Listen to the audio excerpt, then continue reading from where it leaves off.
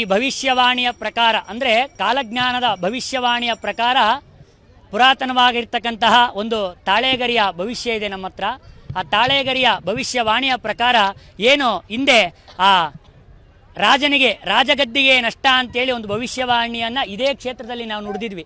ಅದೇ ರೀತಿ ಏನು ನಮ್ಮ ರಾಜ್ಯದ ಮುಖ್ಯಮಂತ್ರಿ ಆದಂತಹ BS ಯಡಿಯೂರಪ್ಪನವರು ಅಂದಿನ ದಿನ ಪದತ್ಯಾಗವನ್ನು ಮಾಡಿದರು. ಅದೇ ರೀತಿ ಮುಂದಿನ ರಾಜಕೀಯ ಭವಿಷ್ಯವನ್ನು ಹೇಳೋದಾದರೆ ಈ ರಾಜಕಾರಣದಲ್ಲಿ ವಿಶೇಷವಾಗಿ ಇನ್ನೂ ಕೂಡ ಸ್ತ್ರೀಯಿಂದ ಕಂಟಕಗಳು ಬಾಧಿಸುತ್ತೆ. ಅದೇ ರೀತಿ ಈ ರಾಜ್ಯದಲ್ಲಿ ಯಾರು ಅಧಿಕಾರವನ್ನು ಮಾಡ್ತಾರೆ ಅಂತ ನೀವು ಕೇಳಿದ್ರೆ 3 ಪಕ್ಷಗಳು ಕೂಡ ವಿಶೇಷವಾಗಿ ಒಂದು ಯುದ್ಧವನ್ನು ಮಾಡ್ತಾರೆ. ಆ ಯುದ್ಧದಲ್ಲಿ ಯಾರು ಜಯಿಸ್ತಾರೆ ಅಂತ ಹೇಳೋದಾದರೆ ಅಸ್ತ ಅಂತ ಏನು ಕರಿತಿದ್ದೀರಲ್ಲ ನೀವು, ಕಾಂಗ್ರೆಸ್ ಪಕ್ಷ ಇದು ಅಧಿಕಾರಕ್ಕೆ ಬರುತ್ತೆ. 3 ಪಕ್ಷನೂ ಕೂಡ ಕಿತ್ತಾಡಿ ಒಂದು ಪಕ್ಷ ಅಧಿಕಾರಕ್ಕೆ ಬರ್ತದೆ. ಯಾವ ಪಕ್ಷ ಅಂತ ಹೇಳೋದಾದರೆ ಕಾಂಗ್ರೆಸ್ಸು ಯುಗಾದಿಯ ನಂತರ ಖಂಡಿತವಾಗ್ಲೂ ಈ ರಾಜ್ಯ ಗದ್ದಿಗೆಯನ್ನು ಹತ್ತುತ್ತೆ. ಈ ಯಾರೋ ಒಬ್ಬ ಯೋಗ ಇರ್ತಕ್ಕಂಥ ಒಬ್ಬ ರಾಜ ಈ ರಾಜ್ಯವನ್ನು ಆಳ್ತಾನೆ. ಆ ರಾಜ ವಿಶೇಷವಾಗಿ ನಮ್ಮ ರಾಜ್ಯವನ್ನು ಇನ್ನೂ ಕೂಡ ಉನ್ನತ ಸ್ಥಾನಮಾನದಲ್ಲಿ ಏರಿಸ್ತಾನೆ. ಅವನಿಗೆ ಖಂಡಿತವಾಗ್ಲೂ ಆ ರಾಜಗದ್ದಿಗೆ ಯೋಗ ಇದೆ, ಒಳ್ಳೆಯದಾಗುತ್ತೆ. ಕಾಂಗ್ರೆಸ್ನಲ್ಲಿ ಯಾರಾಗ್ತಾರೆ ಅಂತ ಹೇಳೋದಾದರೆ ಆ ಜಾತಕಗಳನ್ನ ನೋಡಬೇಕಾಗುತ್ತೆ. ಅರ್ಥ ಆಯ್ತಾ? ಆ ಕಾಲಜ್ಞಾನವನ್ನು ಮತ್ತೊಂದು ಸಾರಿ ತೆಗಿಬೇಕಾಗುತ್ತೆ. ಆ ವ್ಯಕ್ತಿಗೋಸ್ಕರ ತೆಗೆದಾಗ ಆ ರಾಜ ಅಂದರೆ ಆ ಯೋಗ ಇರ್ತಕ್ಕಂಥ ಜಾತಕದ ವ್ಯಕ್ತಿ ಆ ರಾಜಗದ್ದಿಗೆ ಇರ್ತಾನೆ. ವಿಶೇಷವಾಗಿ ಕಾಂಗ್ರೆಸ್ಸು 100ಕ್ಕೆ 200% ಅಧಿಕಾರಕ್ಕೆ ಬರೋದ್ರಲ್ಲಿ ಡೌಟೇ ಇಲ್ಲ.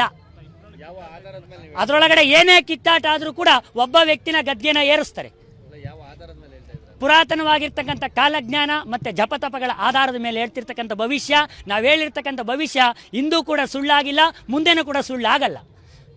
ಯಾವುದೇ ಒಬ್ಬ ವ್ಯಕ್ತಿ, ನಾವು ಯಾರೂ ಕೂಡ ಜ್ಯೋತಿಷಿ ಆಗಿರ್ಬೋದು, ಯಾವುದೇ ಒಂದು ದೇವರಾಗಿರ್ಬೋದು, ಈ ಕ್ಷೇತ್ರದಲ್ಲಿ ಯಾರೂ ಹೇಳಿರಲಿಲ್ಲ. ಯಡಿಯೂರಪ್ಪನವರು ರಾಜಗದ್ದಿಗೆ ನಷ್ಟ ಆಗ್ತಾರೆ ಅಂತ ಯಾವ ಜ್ಯೋತಿಷಿಗಳು ಹೇಳಿದರು? ಇಳಿದ್ರು ನಾವು ಹೇಳಿದ ಮೇಲೆ. ಅದೇ ರೀತಿ ಈ ಪುಣ್ಯಕ್ಷೇತ್ರದಲ್ಲಿ ಹೇಳ್ತಾ ಇರ್ತಕ್ಕಂಥ ಭವಿಷ್ಯವಾಣಿ ಖಂಡಿತವಾಗ್ಲೂ ನಿಜ ಆಗುತ್ತೆ. ಅದೆಲ್ಲದಕ್ಕೂ ಕೂಡ ಶನೇಶ್ವರನ ಅನುಗ್ರಹದಿಂದ ಕಾಂಗ್ರೆಸ್ ಪಕ್ಷ ಅಧಿಕಾರಕ್ಕೆ ಬರುತ್ತೆ.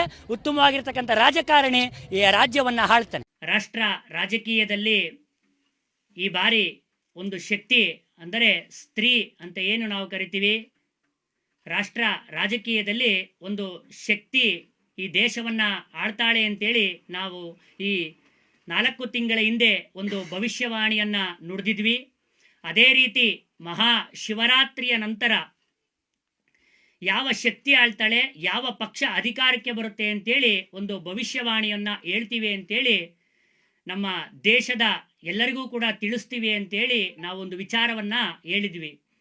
ಅದೇ ರೀತಿ ಮಹಾಶಿವರಾತ್ರಿಯ ನಂತರ ಯಾರು ಈ ದೇಶವನ್ನು ಆಳ್ತಾರೆ, ಯಾವ ಪಕ್ಷ ಅಧಿಕಾರಕ್ಕೆ ಬರುತ್ತೆ ಅಂತ ಹೇಳೋದಾದರೆ ಕಾಲಜ್ಞಾನ ಭವಿಷ್ಯವಾಣಿಯ ಪ್ರಕಾರ ರಾಷ್ಟ್ರ ರಾಜಕೀಯದಲ್ಲಿ ಒಂದು ಶಕ್ತಿ ಅಂದರೆ ಸ್ತ್ರೀ ಅಂತಕ್ಕಂಥವಳು ಈ ದೇಶವನ್ನು ಆಳ್ತಾಳೆ. ಅದೇ ರೀತಿ ಈ ರಾಷ್ಟ್ರ ರಾಜಕೀಯದಲ್ಲಿ ಶಕ್ತಿ ಏನು ಈ ದೇಶವನ್ನು ಆಳ್ತಕ್ಕಂಥ ಶಕ್ತಿ ವಿಶೇಷವಾಗಿ ತಾಯಿಯ ಕರುಣೆಯಿಂದ ಒಬ್ಬ ಪುರುಷನನ್ನು ಕೂಡ ರಾಜನಾಗಿ ಮಾಡ್ತಕ್ಕಂಥ ಯೋಗ ಇರೋದ್ರಿಂದ, ಮತ್ತೆ ಆ ಸ್ತ್ರೀ ರಾಜಕಾರಣಿಗಳಿಗೆ ಒಂದು ಭಯವನ್ನು ಹುಟ್ಟಿಸ್ತಾಳೆ ಅಂತೇಳಿ ಕಾಲಜ್ಞಾನ ಹೇಳ್ತದೆ. ಯಾರು ಈ ದೇಶವನ್ನು ಆಳ್ತಾಳೆ ಅಂತ ವಿಶೇಷವಾಗಿ ಹೇಳೋದಾದರೆ ಈ ಪ್ರಾಪಂಚಿಕ ಸ್ಥಿತಿಗತಿಗಳನ್ನು ನೋಡಿದಾಗ ಮತ್ತೆ ಇವತ್ತಿನ ಕಾಲಜ್ಞಾನ ಭವಿಷ್ಯವಾಣಿಯನ್ನು ಕೂಡ ನೋಡಿದಾಗ ಶ್ರೀಯುತ ಪ್ರಿಯಾಂಕಾ ಗಾಂಧಿಯವರ ಜನ್ಮಲಗ್ನ ಜಾತಕವನ್ನು ನೋಡಿದಾಗ ವಿಶೇಷವಾಗಿ ಪ್ರಿಯಾಂಕಾ ಗಾಂಧಿಯವರಿಗೆ ಈ ರಾಜಕೀಯ ಕ್ಷೇತ್ರದಲ್ಲಿ 11ನೇ ತಾರೀಕು ಏನು ನಾಳೆ ಬೆಳಗ್ಗೆಯಿಂದ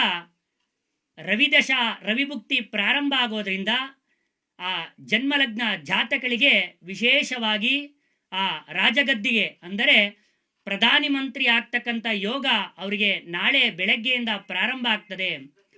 ಅದೇ ರೀತಿ ತಾಯಿ ಕರುಣೆಯಿಂದ ಅಂದರೆ ಮಮತೆಯಿಂದ ಏನಾದರೂ ಕೂಡ ಸ್ತ್ರೀಯಾಗಿರ್ತಕ್ಕಂಥವಳು ಒಬ್ಬ ಪುರುಷನಿಗೆ ಕರುಣೆಯಿಂದ ಕೊಡ್ತಾಳೆ ಅಂತ ಹೇಳೋದಾದರೆ, ಯಾವ ವ್ಯಕ್ತಿಗೆ ಕೊಡ್ತಾಳೆ ಅಂತ ಹೇಳೋದಾದರೆ ವಿಶೇಷವಾಗಿ ರಾಹುಲ್ ಗಾಂಧಿಯವರಿಗೆ ಈ ಪ್ರಧಾನಿ ಆಗ್ತಕ್ಕಂಥ ಯೋಗ ಇರೋದ್ರಿಂದ ಅದೇ ರೀತಿ ಯಾವ ಪಕ್ಷ ಅಧಿಕಾರಕ್ಕೆ ಬರುತ್ತೆ ಅಂತ ನೀವೊಂದು ಪ್ರಶ್ನೆ ಕೇಳಿದ್ರೆ, ಈ ದೇಶದ ಈಗಿನ ಸ್ಥಿತಿಗತಿಗಳ ಆಧಾರದ ಮೇಲೆ ಮತ್ತೆ ಏನು ಶ್ರೀಮತಿ ಇಂದಿರಾ ಗಾಂಧಿಯವರು ಪುನರ್ಸ್ಥಾಪಿಸಿದಂತಹ ಆ ಸ್ಥಾಪನೆಯಾದಂತಹ ದಿನ ಮತ್ತೆ ಸಮಯದ ಆಧಾರದ ಭವಿಷ್ಯದ ಆಧಾರದ ಮೇಲೆ ಪ್ರಸ್ತುತ ಇವಾಗ ರಾಹು ಭುಕ್ತಿ ನಡೀತಾ ಇರೋದ್ರಿಂದ ಅನ್ಯ ಧರ್ಮಗಳ ಸಹಾಯದಿಂದ ಕಾಂಗ್ರೆಸ್ ಪಕ್ಷ ಅಧಿಕಾರಕ್ಕೆ 100ಕ್ಕೆ 200% ಈ ದೇಶದಲ್ಲಿ ಬಂದೇ ಬರುತ್ತೆ. ರಾಹುಲ್ ಗಾಂಧಿ ಅಥವಾ ಪ್ರಿಯಾಂಕಾ ಗಾಂಧಿ ಈ ದೇಶವನ್ನ ಆಳ್ತಾರೆ. ಇದು ಶತಸಿದ್ಧ. ಈಗ ಹೆಣ್ಣು ಶಕ್ತಿ ಇದೆ ಅಂತಲ್ಲ, ಬಿಜೆಪಿಯಲ್ಲೂ ಇದ್ದಾರೆ, ಸ್ಮೃತಿ ಇರಾನಿ ಇದ್ದಾರೆ, ಬ್ಯಾನರ್ಜಿ ಅವರು, ಬೇರೆ ಎಲ್ಲರೂ ಇದಾರಲ್ಲ ಅವ್ರಿಗೆ. ಆದರೆ ಯಾಕೆ ಅವರನ್ನೇ ನಾನು ಹೇಳ್ತಾ ಇದ್ದೀನಿ ಅಂತ ಹೇಳೋದಾದ್ರೆ, ನಾನು ಸ್ಮೃತಿ ಇರಾನಿ ಅವರ ಜನ್ಮಲಗ್ನ ಜಾತಕವನ್ನು ನೋಡಿದ್ದೀನಿ, ನರೇಂದ್ರ ಮೋದಿ ಅವರ ಜನ್ಮಲಗ್ನ ಜಾತಕವನ್ನು ನೋಡಿದ್ದೀನಿ, ಮತ್ತೆ ನಿರ್ಮಲಾ ಸೀತಾರಾಮ್ ಅವರ ಜಾತಕವನ್ನು ನೋಡಿರೋದ್ರಿಂದ ಅವರ ಎಲ್ಲ ಜನ್ಮಲಗ್ನ ಜಾತಕಕ್ಕೂ ಕಾಲಜ್ಞಾನ ಭವಿಷ್ಯವಾಣಿಗೂ ಇವತ್ತಿನ ಸ್ಥಿತಿಗತಿಗಳು ಕೂಡ ಯಾವತ್ತೂ ಕೂಡ ಮ್ಯಾಚ್ ಆಗಬೇಕು. ಅದು ಯಾವುದೇ ರೀತಿಯ ಸನ್ನಿವೇಶ ಕಾಣ್ತಾ ಇಲ್ಲ. ಹಾಗಾಗಿ ಈ ಜನ್ಮಲಗ್ನ ಜಾತಕ ಮತ್ತೆ ಕಾಲಜ್ಞಾನ ಮತ್ತೆ ಇವತ್ತಿನ ಸ್ಥಿತಿಗತಿಗಳನ್ನು ನೋಡಿದಾಗ ಕಾಂಗ್ರೆಸ್ ಪಕ್ಷಕ್ಕೆ 100% ಅಧಿಕಾರ ಯೋಗ ಸಿಕ್ಕೇ ಸಿಗುತ್ತೆ. ಮತ್ತೆ ವಿಶೇಷವಾಗಿ ಒಂದು ಸ್ತ್ರೀ ಬಲದ ಮೇಲೆ ಒಬ್ಬ ಪುರುಷ ಈ ದೇಶವನ್ನ ಆಳ್ತಾನೆ. ಇದನ್ನ ತಪ್ಪಿಸ್ಲಿಕ್ಕೆ ಯಾರ ಕೈಲೂ ಕೂಡ ಸಾಧ್ಯ ಇಲ್ಲ. ಇದು ನಾನು ಹೇಳ್ತಿರೋ ಮಾತಲ್ಲ, ಇವತ್ತಿನ ಗ್ರಹಗತಿ ಹೇಳ್ತಾ ಇರತಕ್ಕಂಥ ಮಾತು. ಮತ್ತೆ ಕಾಲಜ್ಞಾನ ಈ ಭವಿಷ್ಯವಾಣಿಯನ್ನ ಹೇಳ್ತಾ ಇರೋದ್ರಿಂದ ಖಚಿತ ಈ ಭವಿಷ್ಯವಾಣಿ ನಿಜ ಆಗುತ್ತೆ. ನಾ ಈ ಹಿಂದೆ ಹೇಳಿದ್ದೆ, ಕಾಂಗ್ರೆಸ್ ಪಕ್ಷ 100ಕ್ಕೆ 200% ಅಧಿಕಾರ ಮಾಡ್ತದೆ, ಸಿದ್ದರಾಮಯ್ಯನವರು ಖಚಿತ ಮುಖ್ಯಮಂತ್ರಿ ಆಗ್ತಾರೆ ಅಂತ ಹೇಳಿ ಒಂದು ಭವಿಷ್ಯವಾಣಿಯನ್ನು ನುಡಿದಿದ್ದೆ. ಅದೇ ರೀತಿ ಅದು ಕೂಡ ನಡೆದಿದೆ. ಅದೇ ರೀತಿ ನವೆಂಬರ್, ಡಿಸೆಂಬರ್, ಜನವರಿ ತಿಂಗಳಲ್ಲಿ ಸರ್ಕಾರಕ್ಕೆ ಕಂಟಕ ಇದೆ ಅಂತ ಹೇಳಿದೆ. ಸರ್ಕಾರ ಬಿದ್ದೋಗುತ್ತೆ ಅಂತ ನಾನು ಎಲ್ಲೂ ಕೂಡ ಭವಿಷ್ಯವಾಣಿಯನ್ನು ನುಡಿದಿಲ್ಲ. ಅದೇ ರೀತಿ ಕಂಟಕನೂ ಕೂಡ ಆಯಿತು. ಸಿದ್ದರಾಮಯ್ಯನವರಿಗೆ ಆರೋಗ್ಯ ಸಮಸ್ಯೆ ಆಗುತ್ತೆ ಅಂತೇಳಿ ಒಂದು ಭವಿಷ್ಯ ನುಡಿದಿದ್ದೆ. ಅದೇ ರೀತಿ ಅವರಿಗೆ ಹೃದಯ ಸಂಬಂಧಿತ ಒಂದು ಆಪರೇಷನ್ ಕೂಡ ನಡೆದಿದೆ, ನೀವೆಲ್ಲರೂ ಕೂಡ ನೋಡಿದ್ದೀರಾ. ಹಾಗಾಗಿ ಈ ಭವಿಷ್ಯನೂ ಕೂಡ ನಡೆಯುತ್ತೆ. ಇದನ್ನ ತಪ್ಪಿಸ್ಲಿಕ್ಕೆ ಯಾರ ಕೈಲೂ ಕೂಡ ಸಾಧ್ಯ ಇಲ್ಲ ಅಂತ ಹೇಳ್ಬೋದು. ಮೋದಿಯ ಒಂದು ಭವಿಷ್ಯ ಕಾಲಜ್ಞಾನ ಏನು ಹೇಳುತ್ತೆ? ನರೇಂದ್ರ ಮೋದಿ ಅವರಿಗೆ ಯುಗಾದಿಯ ನಂತರ ಆರೋಗ್ಯದಲ್ಲಿ ತೊಂದರೆ ಆಗ್ತಕ್ಕಂಥ ಯೋಗ ಇರೋದ್ರಿಂದ ಅವ್ರು ಅಧಿಕಾರಕ್ಕೋಸ್ಕರ ತಲೆ ಕೆಡಿಸ್ಕೊಳ್ಳೋದ ಬಿಟ್ಟು ಆರೋಗ್ಯದ ಕಡೆ ವಿಶೇಷ ಕಾಳಜಿಯನ್ನು ಕೊಟ್ಟರೆ ಖಚಿತ ಅವರಿಗೆ ಒಳ್ಳೇದಾಗುತ್ತೆ. ಅಧಿಕಾರಿ ಆಗ್ತಕ್ಕಂಥ ಯೋಗ ಅವರ ಜನ್ಮಲಗ್ನ ಜಾತಕದಲ್ಲಿ ಇಲ್ಲ ಅಂತ ಏನಾದ್ರೂ ಕೂಡ ಕಾಂಗ್ರೆಸ್ ಪಕ್ಷ ಪ್ರಿಯಾಂಕಾ ಗಾಂಧಿ ಪ್ರಧಾನಿ ಅಂತ ಏನಾದ್ರೂ ಕೂಡ ಘೋಷಣೆ ಮಾಡಿದ್ರೆ ಖಚಿತ ಎಲ್ಲೆಡೆ ನಿಮ್ ನಿರೀಕ್ಷೆ ಮಟ್ಟಕ್ಕಿಂತ ದೊಡ್ಡ ಮಟ್ಟದ ರಾಜಕೀಯದಲ್ಲಿ ದೊಡ್ಡ ಬದಲಾವಣೆ ಆಗ್ತಕ್ಕಂಥ ಯೋಗ ಖಚಿತ ಇದೆ. ಶಿವರಾತ್ರಿಗಿಂತ ನಾನು ಹೇಳಿದ್ನಲ್ಲ, ಶಿವರಾತ್ರಿಗಿನ್ನ ಮುಂಚಿತವಾಗಿ ಏನಾದ್ರೂ ಕೂಡ ಎಲೆಕ್ಷನ್ ನಡೆದಿದ್ರೆ ನರೇಂದ್ರ ಮೋದಿ ಅವರಿಗೆ ಖಚಿತ ಆ ರಾಜಗದ್ದಿಗೆ ಯೋಗ ಪ್ರಾಪ್ತಿಯಾಗದು. ಶಿವರಾತ್ರಿ ಆದ್ಮೇಲೆ ಯಾಕೆ ಒಂದು ಸ್ತ್ರೀಗೆ ಅಧಿಕಾರ ಆಗುತ್ತೆ ಅಂತ ಹೇಳೋದಾದ್ರೆ, ಪ್ರಿಯಾಂಕಾ ಗಾಂಧಿ ಅವರಿಗೆ ರವಿ ಭುಕ್ತಿ ಪ್ರಾರಂಭ ಆಗುತ್ತೆ. ರವಿ ಬಂದು ಸರ್ಕಾರಕ್ಕೆ ಅಧಿಪತಿ.